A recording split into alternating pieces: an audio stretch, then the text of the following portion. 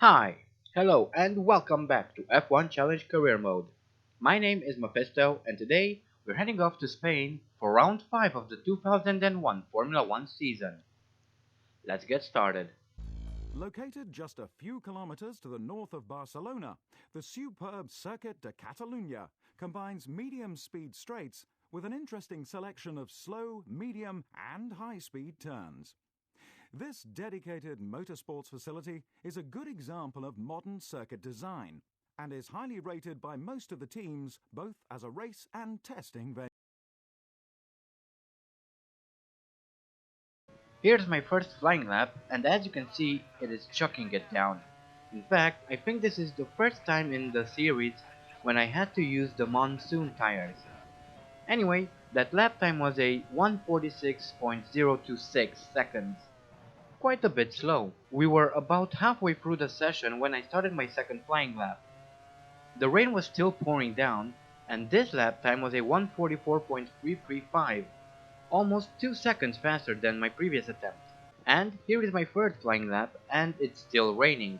But I crossed the line with a time of 1 minute 43.470 seconds, which actually became my fastest of the session. On my next outing I was 1/10 of a second slower. Anyway, there was an interesting development, however. Towards the end of the session, I was a few hundred meters away from the pit entrance when the session expired, and apparently, because I crossed the pit line after the timer ran out, I was disqualified from the session.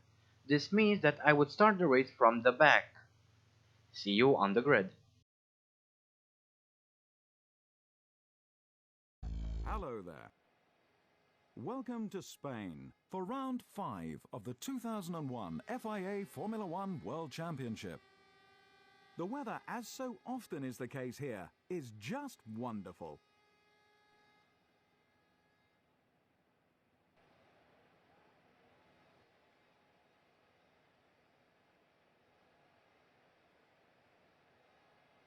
Mika Häkkinen first.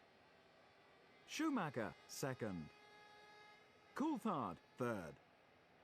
Kimi Räikkönen fourth. Montoya fifth. Nick Heidfeld sixth. Frentzen seventh. Jos Verstappen eighth.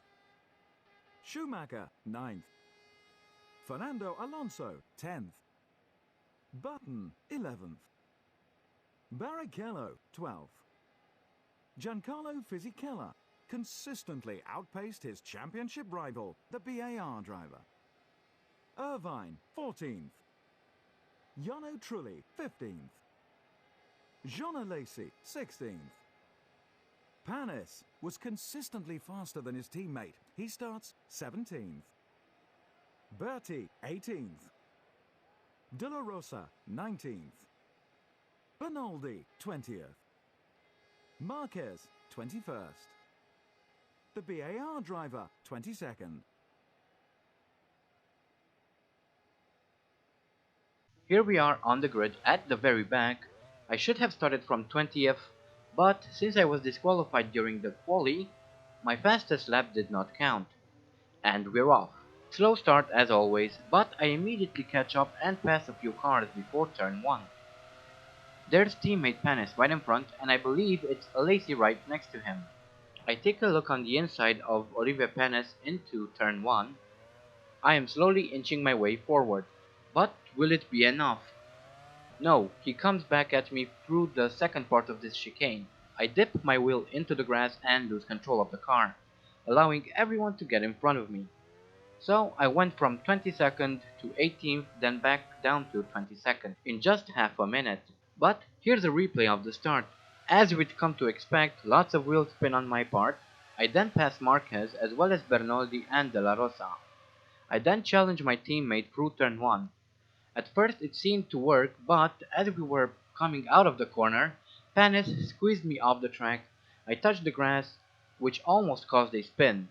Luckily I was able to save it, but now I had to fight my way up the ranks. One thing I did know, and that was that I was going to have a very difficult race on my hands. I had a feeling that I would struggle throughout the entire race. Then again, a race is not a race if it doesn't pose a challenge. If it were easy, it wouldn't be fun. But that's my opinion. And as you can see, I'm still trying to catch Marquez, even though lap 1 is almost over. Although my car should be a lot faster. Actually, I don't even remember what engine Minardi used in 2001. Perhaps you guys can tell me. But we are now coming around to finish lap 1, and I am over 1 second behind a Minardi, which is outrageous. So it was about time to start overtaking some cars. And I shaved off almost 1 second to Marquez just through that one turn.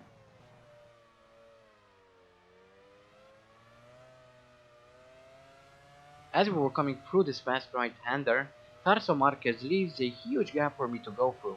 I guess he realized that I was a lot faster than him and decided to just give up the position rather than challenge me. A few seconds later, as I was chasing after Bernoldi, Montoya and Michael Schumacher collided with each other. So let's have a look. So we have Juan Pablo Montoya and Michael Schumacher approaching the La Casha turn.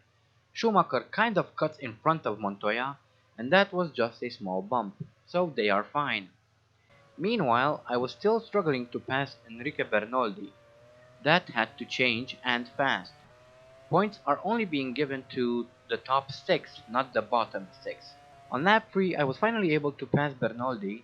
Next was the Jaguar of Pedro de la Rosa, who I was hoping to catch very soon, while at the same time I had to try and keep Bernoldi behind. As we were coming around to finish lap 3, I was catching up to De La Rosa.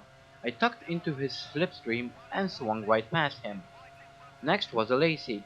I kept the momentum, I briefly used his slipstream as well, and flew right past. Next was the second Prost of Luciano Berti. I was absolutely determined to pass him as well. He tried to block me, but then he gave up, so I was able to easily cruise past Berti as well. Next was my teammate Olivier Panis. Just a few turns later, as I continued to chase after Panis, Bernoldi was having engine problems. But I was having problems of my own in the form of Luciano Berti. He took a look to my inside and was able to pass me. I was not expecting that. But we are now having a look at Enrique Bernoldi, and as you can probably see, there is indeed smoke coming from his engine. It seems that he was pushing a bit too hard. He then stops the car and retires. Well, one less car to worry about. I was now challenging Luciano Berti through the final few corners of lap 4. I was on his gearbox the whole time. He then blocked me through Europa car, but I was still able to keep my momentum. However, as we were coming through the New Holland turn, I lost all that momentum, and nearly lost my position to Shauna Lacey. But if I were to have a good run down the straight, I should be able to pass Bertie once again. I was slowly getting closer and closer. I outbrake him as well as my teammate. That was a wonderful double pass. Now I only had to make sure I could keep this position. Next was Fisichella, who was around 10 seconds up the road. I was slowly reeling in Fisichella as Panis crashed into Bernoldi. That's not good. So here we have our teammate. He was coming through turn 5 and onto the straight where the damaged arrows of Bernoldi was. That was quite a crash, and that obviously puts Panis out of the race, which is bad for the team. He should have paid more attention to the yellow flag. So we now had 2 retirements in the race so far, and we were just about quarter of the way. A lot could still happen. This was lap 6, and amazingly, the debris was still not cleared from the track, and that caused a bit of a mess among the front runners. Both Hakkinen and Frentzen managed to crash into the damaged car of Olivier Panis. So, here we have Hakkinen, Coulthard and Michael Schumacher. As they are coming through turn 5 and onto the straight leading to turn 6, the AI had some difficulty navigating through the wreckage, and crashed into my teammate's car. First was Hakkinen, next was the Jordan of Heinz-Harald Frentzen. I bet that Kimi Raikkonen and Ralf Schumacher behind were quite happy with the situation, as they were able to pass Frentzen unchallenged. That was quite an interesting development, and now I was being told by my engineer that Barrichello had lost his rear wing. This was clearly in the aftermath of what just happened. So let's have a look, shall we? Here is a replay featuring Barrichello's incident. He is right behind the damaged Jordan of Frentzen. They slow down for the turn, and Eddie Irvine slams straight into the back of the Brazilian. So that's one more retirement, and this time I will get a pre-position. I was now coming around to finish lap 6 as a bunch of cars were peeling off into the pits, most of which were held up by the cars that had no wings. So I managed to gain quite a few places there. I went from 16th to 9th in just 2 corners. I could hardly believe what I was seeing. It seemed that this whole situation would play into my favor, and I would take full advantage of it, of course. I was now chasing Jarno Trulli and was determined to try and overtake him, and the incidents kept piling up. At this rate, I might as well not even try, since the AI is doing all the work for me. That was the Williams of Ralf Schumacher. It was now time to overtake Trulli as well. Next was Heidfeld, who was missing his front wing due to his collision with the Williams, so that was an easy overtake. And I was now up in the points, which was absolutely brilliant. And now, let's have a look at Heidfeld's and Schumacher's incident. Ralf Schumacher was pushed off the track by Kimi Raikkonen. He lost control of the car. He then turned in to rejoin the track, catching Heidfeld off guard. So that's one more retirement and a pit stop for Heidfeld. The AI is making it very easy for me today. I'm not going to complain though. I would really like to finally put some points on the board. That is, if the brakes hold up until the end of the race. A few laps later, I was up in P3 due to a few more cars pitting. So this could turn into a potential podium finish, which would be amazing. But in the meantime, race leader David Coulthard had an accident. Let's have a look. Here is Tarso Marquez, which is at the very back of the pack, and there we could see leader David Coulthard approaching really fast. As he exited the fast right-hander at the start of the lap, he slammed into Marquez. Luckily for David, he hit the Minardi with his side pod. However, Marquez lost his rear wing, which resulted in a retirement. So far, I've been doing quite well in this race, but as we were getting closer to the end of the race, I was beginning to worry about my brakes. But on lap 11, I had to come in for a pit stop, and I was quickly dropping down the order, which was less than ideal, but most of the cars pitted really early on, so that meant that they had to pit at least one more time, since they wouldn't have enough fuel to finish the race. So I wasn't all that worried. It was only a question of time before I would regain my lost positions, and that pit stop took 10.7 seconds, which is a bit better than what we had lately. Jenson Button just passed me, dropping me down to 7th, and Jos Verstappen was closing in and fast. At the end of lap 12, Alonso and Irvine managed to bump into each other. There was definitely a lot of contact during this race. Not that I'm surprised, really. Here's the replay. They come into La Casha, Irvine turns in a bit late, clips the rear of the Minardi, spinning it around. At least, there were no wings flying this time. Lap 13 has just started, and I had Kimi Raikkonen in front who just left the pits. It seems that he had a better stop than me since he came out in front and he was actually behind me when I was in the pits. Lap 14 and I was still chasing Raikkonen. Will we be able to pass him through turn 1? Yes, we will, but only just. I stick it to the inside and get through. That is P5 right there. Towards the end of the lap, Raikkonen decides to cut across the track and overtake me that way. He should have been punished there, but he wasn't. Oh well, we can try again later, I guess. At the start of lap 16, I have another go at Kimi Raikkonen. I stick it to the inside, however, Raikkonen was better positioned for the second part of the chicane and manages to get away. But I try to keep close and hope that he makes a mistake of some sort. Approaching the Repsol turn, I get close once more. Now it should be a question of who has a better exit. And Eddie Irvine is in trouble. We'll get to that in a second, but first let's see if we can pass Kimi Raikkonen. He leaves a gap through the hairpin, I squeeze him out on the exit, and I'm through once again. Let's hope I stay here this time. And here is the replay of Irvine's incident. He has the Sauber of Heidfeld in front of him, but as he exits the penultimate corner, his engine bursts into flames, and is forced to retire. Quite unfortunate, but such is life. Anyway, I could now see Mika Hakkinen in front of me, who was around 2 seconds up the road, so I was hoping to catch him. However, that was quite unlikely. But another incident, similar to the one at the beginning of the race involving Bertie and Panis, is taking place. There are cars all over the place. That was Michael Schumacher in the Ferrari, and there is Hakkinen and De La Rosa who is a lap down. So, due to that incident, I moved up into second. Amazing. And here's a replay of what exactly happened just a few seconds ago. This is the Ferrari of Michael Schumacher, and as he was coming around to finish his lap, he slammed into the Jaguar, followed by Montoya and Pedro de la Rosa as well. We are now looking at Juan Pablo Montoya, same as Schumacher before, he comes around to finish his lap and ends up crashing into Irvine's Jaguar. And one final look from on board De La Rosa's car. That was Montoya lapping De La Rosa. Schumacher then impacts with the Jaguar, so does Montoya, and finally Pedro de la Rosa.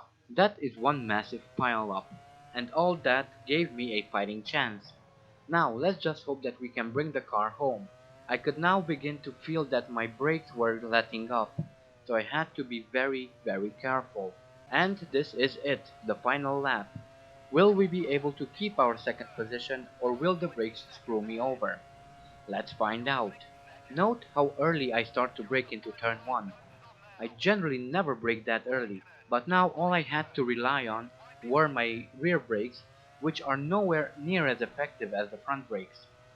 And the fact that Raikkonen was right on my gearbox wasn't helping me one bit. I'm going to leave in the entire final lap, just so you can see how careful I had to be.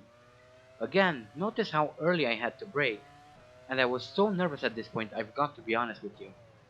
The slightest mistake and it could end up ruining the entire race.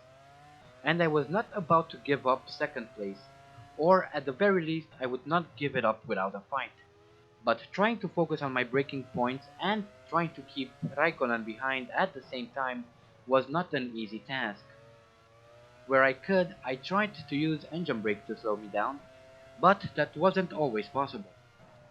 Just a few more corners and the second step of the podium would be mine. The pressure was building as I was getting closer to the finish. I was really tense by this point, and I almost lost second place there.